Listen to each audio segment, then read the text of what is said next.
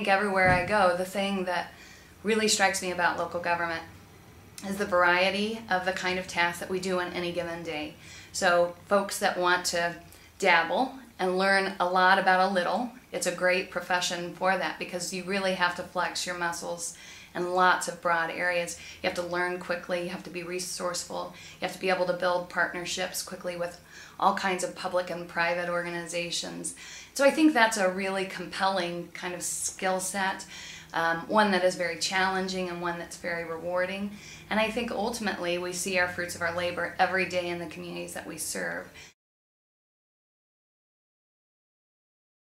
And even just in the 10 years that I've been working in local government, I've seen massive changes. And ultimately, I think the natures of cities are that they will always be changing. People's needs will always be changing.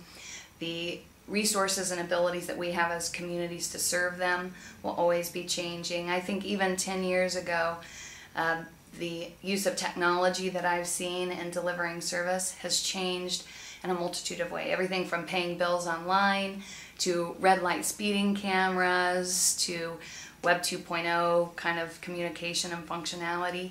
Each of those is changing the way that we as local government serve our communities, and is also changing the ways that our communities lead their lives.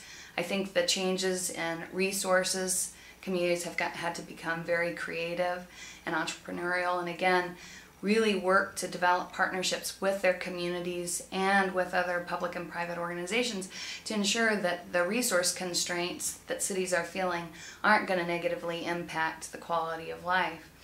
I think the key thing for managers coming in is to recognize there's always going to be some new pressure, some new challenge, some new opportunity that is going to be facing them as local government managers.